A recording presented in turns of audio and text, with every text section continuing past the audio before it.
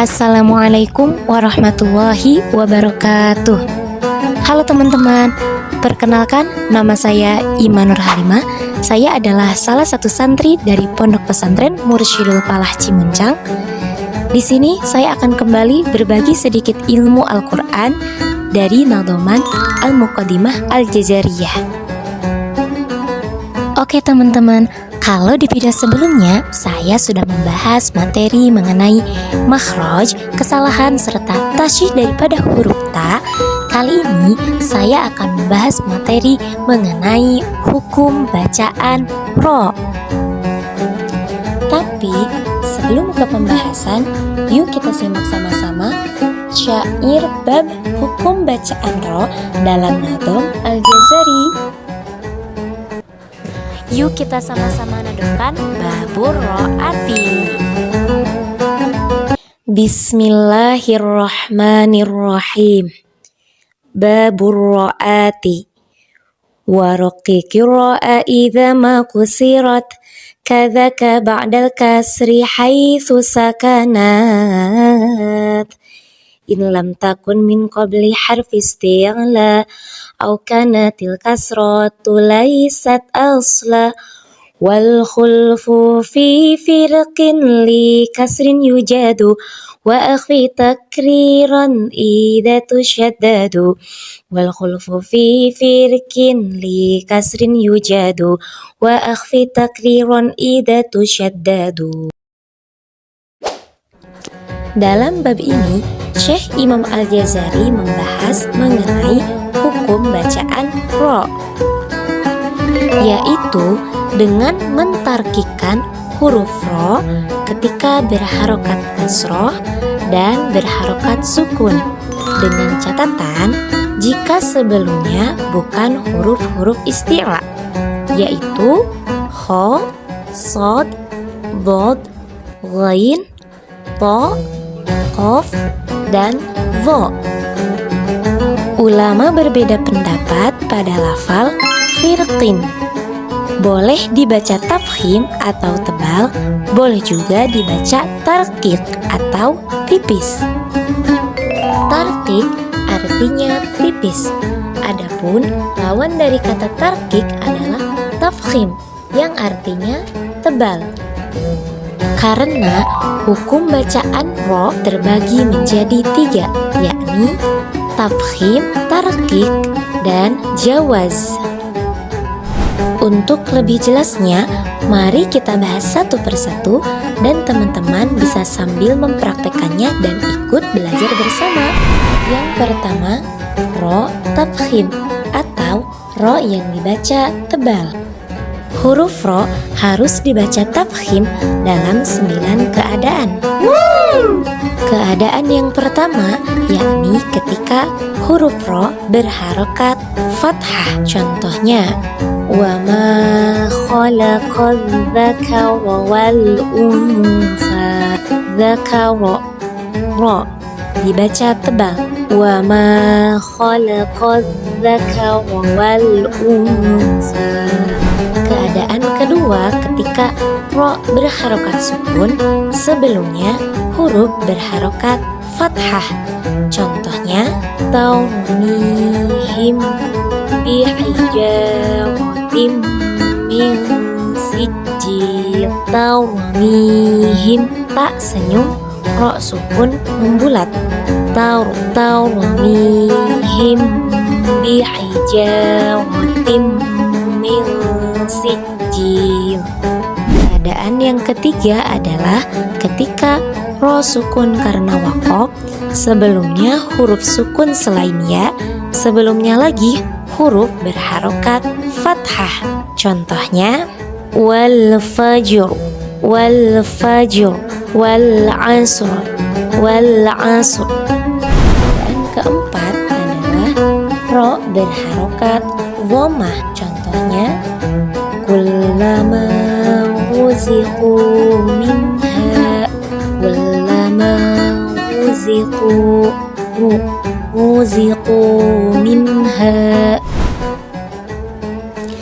Selanjutnya yakni ro yang berharokat sukun sebelumnya huruf berharokat dhammah. Contohnya fi hadzal qur'ani min kulli mathal. Fi hadzal qur'an fi hadzal qur'ani min kulli mathal.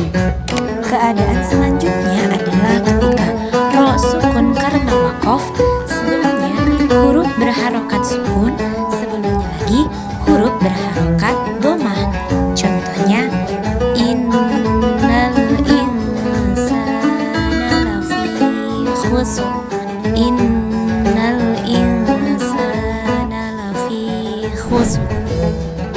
Selanjutnya, ro berharokat sukun didahului hamzah wasal. Contohnya irji'i ila rabbiki radiyatan mardiyah. Irji'i ila rabbiki radiyatan mardiyah. Kemudian ro berharokat sukun sebelumnya huruf berharokat kasroh, setelahnya huruf isti'la.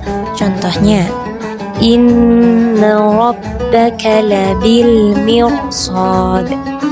Inna rabbaka labil mirsad. Dan yang terakhir atau keadaan ke-9 adalah ketika ro berharokat fathatain. Contohnya pada lafaz nadhiran, kabiran, basiran. Hayo, siapa nih di antara kalian yang dalam 9 keadaan tadi huruf ro-nya masih dibaca tipis? Nah, mulai sekarang mulai dibiasakan dibaca tebal ya teman-teman. Selesai membahas ro tafkhim, sekarang kita akan membahas ro tarqiq atau ro yang dibaca tipis. Adapun ro dibaca tarqiq atau tipis dalam 5 keadaan, yakni yang pertama ketika ro berharokat kasroh. Contohnya wal turi sini, wal turi, ri tipis. Jadi ketika membaca ro tafkhim tadi dengan cara dibulatkan, maka membaca ro tarqiq harus dengan cara tersenyum agar suaranya menjadi tipis. Lebih tepatnya, ketika ro tafkhim pangkal lidah terangkat, sedangkan ketika ro tarqiq pangkal lidah tidak terangkat atau datar. Wal turi sinin. Keadaan kedua ketika ro berharokat sukun, sebelumnya huruf berharokat kasroh, setelahnya huruf istifal. Huruf istifal adalah huruf-huruf yang tipis. Adapun huruf-hurufnya adalah huruf sisa dari huruf-huruf tebal yang sudah disebutkan tadi, yakni yang dikumpulkan dalam lafaz khussa dotin qid. Nah, huruf dari sisa yang telah disebutkan tadi adalah huruf istifal. Contohnya ilfirli, yassirli, fir'auna, mirfaqo. Selanjutnya, ketika ro sukun karena wakof, sebelumnya huruf istifal yang berharokat sukun, sebelumnya lagi huruf yang berharokat kasroh. Contohnya hal fi dzalika qasamul lidzi hijr, hijr. Hal fi dzalika qasamul lidzi hijr. Keadaan selanjutnya adalah ketika ro sukun sebelumnya huruf ya sukun madiyah atau atau ya sukun layyinah, sebelumnya lagi huruf berharokat fathah. Contohnya pada lafad kabir, khair, basir. Dan keadaan yang selanjutnya adalah ro imalah sugro atau ro imalah kubro. Contohnya Bismillahirrahmanirrahim wa mursaha. Hukum bacaan ro yang ketiga adalah jawaz. Boleh dibaca tafkhim, boleh juga dibaca tarqiq. Hukum bacaan jawaz hanya ada 3 keadaan.